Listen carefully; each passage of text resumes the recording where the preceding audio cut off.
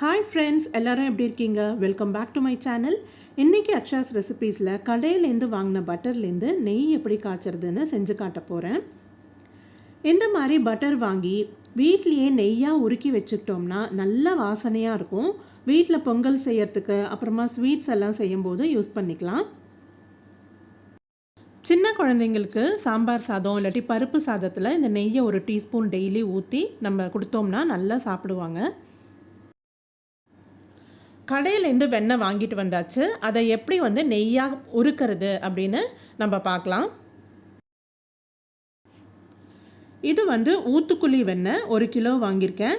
அதுலேருந்து 1/2 கிலோ மட்டும் எடுத்து நெய்யாக காய்ச்ச போகிறேன். பாக்கி இருக்கிற 1/2 கிலோவை அப்படியே ஃப்ரீசரில் திரும்ப வச்சிடுறேன்.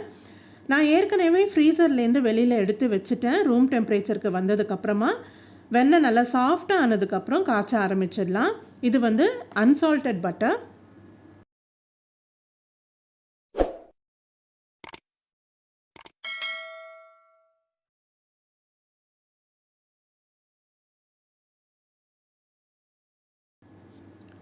வெண்ணெயை ஸ்லோ ஃப்ளேமில் வச்சு காய்ச்சணும்.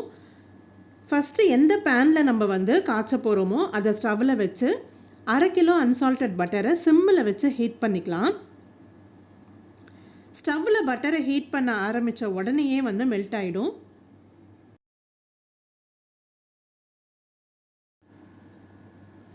இப்போ பட்டர் ஃபுல்லாகவே அப்படியே மெல்ட் ஆகிடுச்சு பாருங்கள். நெய் காய்ச்சும் போது ரொம்ப கவனமாக இருக்கணும். 2 நிமிஷத்துக்கு ஒரு வாட்டி கரண்டியால் மிக்ஸ் பண்ணணும், இல்லைனா அடியில் பிடிச்சிரும். முதல்ல ஒரு 5 நிமிஷத்துக்கு மீடியம் ஃப்ளேமில் இருக்கட்டும். அதுக்கப்புறமா சிம்லேயே வச்சுக்கோங்க. வெண்ணெய் நல்லா மெல்ட் ஆகி கொதிக்க ஆரம்பிச்சிருக்கு பாருங்கள். மேலே நல்ல வெள்ளை கலரில் பபிள்ஸ் மாதிரி ஃபார்ம் ஆகிருக்கு. அந்த நுரை அடங்கணும்.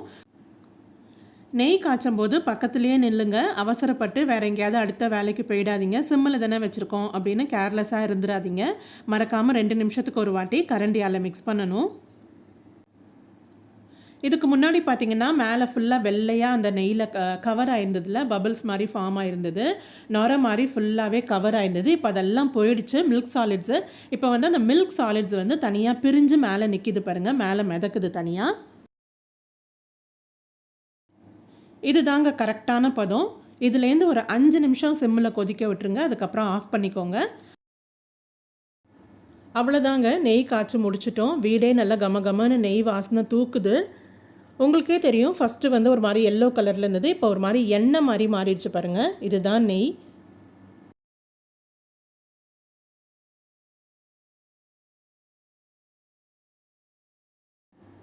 ஸ்டவ்வை ஆஃப் பண்ணதுக்கப்புறமும் அந்த கடாய் நல்லா கொதிக்க கொதிக்க சூடாக இருக்கும் இல்லைங்களா? அந்த சூடான கடாயிலேயே நெய் இன்னும் கொஞ்சம் குக் ஆகும். அதனால் அந்த சூடான கடாயிலேயே அப்படியே வச்சுக்கோங்க. கொஞ்சம் நேரம் கழித்து நம்ம ஃபில்டர் பண்ணி வேற ஒரு பாத்திரத்துக்கு மாற்றிக்கலாம்.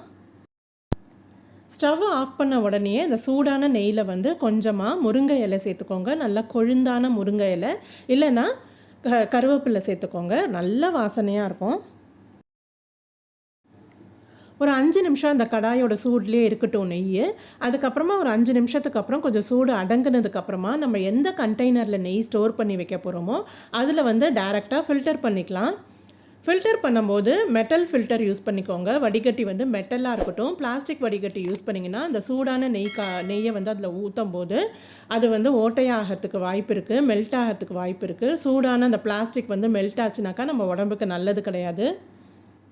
இந்த வீடியோ உங்கள் எல்லாருக்கும் யூஸ்ஃபுல்லாக இருக்கும்னு நினைக்கிறேன். வீடியோ பிடிச்சிருந்தா லைக் பண்ணுங்கள், ஷேர் பண்ணுங்கள், கமெண்ட் பண்ணுங்கள். மறக்காமல் அக்ஷாஸ் ரெசிபீஸ்க்கு சப்ஸ்கிரைப் பண்ணிக்கோங்க ஃப்ரெண்ட்ஸ். நான் இதே மாதிரி இன்னொரு இன்ட்ரெஸ்டிங்கான வீடியோவில் மீட் பண்ணுறேன். Stay home, stay safe. By.